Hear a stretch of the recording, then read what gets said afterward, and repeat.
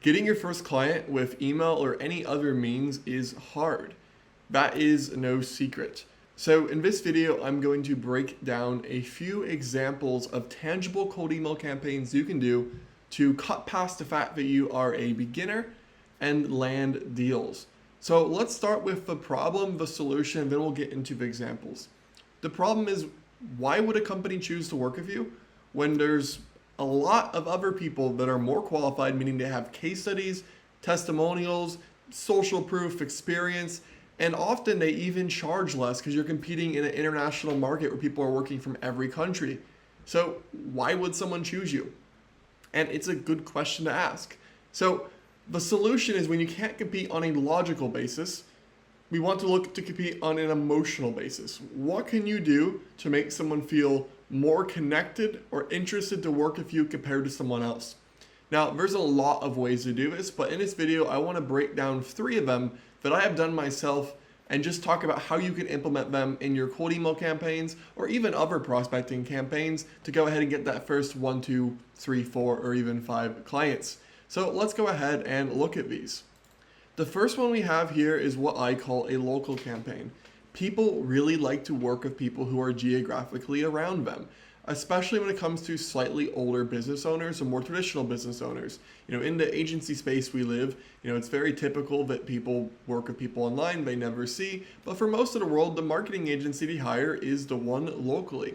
There is some inherited trust, even if it's not necessarily logical, that if somebody is nearby, I can trust them more than somebody who's not nearby.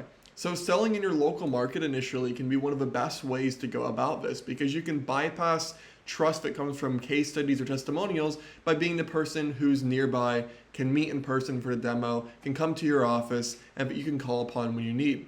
Now, in terms of finding these people, you can just build a list in your area if it's either niche specific or general, depending on your offer. And this can even extend to in-person, going to networking events you find on places like meetup.com or local Facebook groups. But this is a great way to bypass some of that needed trust when competing online. I've done this myself. I helped a lot of people do it, and you'd be shocked how much better a campaign works in your town.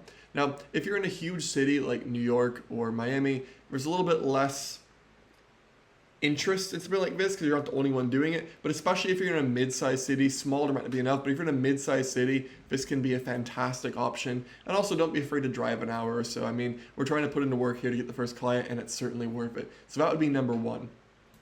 Number 2 is going to be, if I can unhighlight this, the personal niche interest campaign. So this is where we're reaching out to somebody, and the connection point is having the same shared interest or passion. Now, I say niche interest because this can't be super generic. Now, I'll give a bad example. Hey, I see your fitness brand. I like fitness. Great. You and everybody else. It's not special, right? We need to be a niche enough interest that you being a marketer and having that interest is something unique. I'll give an example. When I first started trying to get clients for my own agency, I was reaching out to skateboarding brands. Now, at the time, I didn't even really have a strategy. I just liked skateboarding brands. I had grown up skateboarding. I understood skate culture. I wanted to be in the space. So I reached out to skateboarding brands, and I would mention, hey, I've been skating my whole life, and I had all these connection points. Now, naturally, if I'm a skateboard brand, I'm getting messaged by a bunch of marketing agencies who have never been on a skateboard, and then one marketing agency who skated his whole life. Who is going to be more interesting to talk to? Who has the better icebreaker? Who's going to understand things better? The skateboarder. Now, upon figuring out why that campaign worked, I've applied it to other one of my campaigns and also for my clients. We've done this for like people who are interested in like even surfing or snowboarding, or even things like cosmetics or CrossFit or vegan fitness, right? All these random categories, and generally the more niche, the better, because it's just rarer that you're somebody who has that interest reaching out. So look at what are your personal interests, the more niche the better, and build campaigns around that. Now the third one, and I think this is actually my favorite, it's definitely the least scalable per se because the total addressable market is going to be the smallest for this, but it's what I call the customer of campaign. And this has crushed it for me. So what you want to do here is consider businesses you go to, whether it's restaurants, whatever it may be, services you're paying for, or products you have. Now, we want to immediately discredit companies that are massive, such as Apple, Nike, etc. We're looking for small to medium businesses. If it's a local business, that's fine. If it's a service, hopefully not too big. And if it's a product, we're looking for small products. We're not looking for big companies. And what I would do is I would essentially pitch them and say, hey, I've been a customer for this long. I like your product for this reasons, and this is how I can help you. And people were super receptive because I was a customer. Naturally, just to be polite or at least listen to me. I was even being creative in terms of taking an order number and making my subject line to order number. Hey, I bought this product then, I've used it for this reason, and I was just pitching like, can I share some ideas on marketing based on using your product or service or going to your business?